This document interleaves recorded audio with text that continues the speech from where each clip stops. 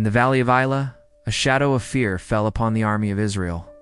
For 40 days, a giant named Goliath, clad in bronze and defiance, taunted them, his voice a thunder of mockery against their God. The strongest soldiers of Israel, men of war and valor, trembled. Their shields felt like paper, their spears like twigs. Hope, it seemed, had fled the battlefield, leaving only a suffocating dread.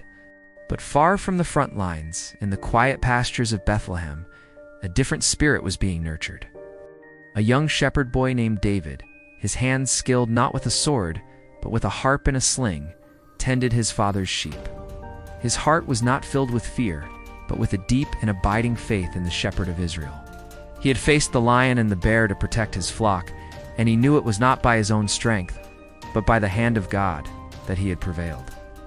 His days were spent in communion with the Lord, his songs of praise echoing through the hills. When David arrived at the camp to bring food for his brothers, he heard the giant's challenge. He saw the terror in the eyes of the soldiers. But what David heard was not just the roar of a giant.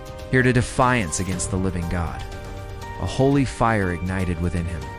While others saw an unbeatable foe, David saw an opportunity for God to show his power. He approached King Saul, not with arrogance, but with a shepherd's simple, tested faith. "Let no one's heart fail because of him," David declared. "Your servant will go and fight this Philistine." Saul, seeing only a boy, offered him his own armor. But it was heavy, unfamiliar. David was not a soldier. He was a servant of God, and his trust was not in bronze helmets or coats of mail. He took them off, choosing instead the familiar tools of his trade. He went to the stream and chose 5 smooth stones, each one a testament to his simple, powerful reliance on God. His weapon was not the stone, but the faith that guided it. Walking onto the valley floor, sling in hand, David was a picture of vulnerability. Goliath laughed, insulted that a boy was sent to fight him. But David's voice rang out, clear and unshaken, cutting through the giant's scorn. "You come to me with a sword, and with a spear, and with a javelin. But I come to you in the name of the Lord of hosts, the God of the armies of Israel, whom you have defied." He wasn't just speaking to Goliath. He was declaring a timeless truth for all to hear. "This day the Lord will deliver you into my hand, that all this assembly may know that the Lord does not save with sword and spear, for the battle is the Lord's." With a single, prayerful motion, he placed a stone in his sling and spun it. The air whistled. The stone flew, a small projectile carrying the weight of a nation's hope and a boy's unwavering faith. It struck the giant's forehead, and the impossible happened. The mountain of a man, the embodiment of fear and intimidation, crashed to the ground. The shadow in the valley broke.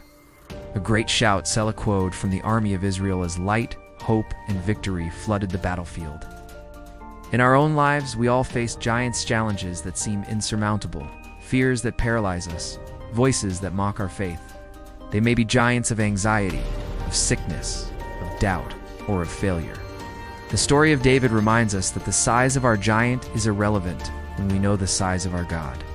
We don't have to be the strongest, the smartest, or the best equipped. We just need to place our trust, like a smooth stone, in the hands of the Lord. For the battle, your battle has always been and will always be His. Thank you for joining us. If this story encouraged you, please like, share, and subscribe for more messages of hope. We'll see you next time.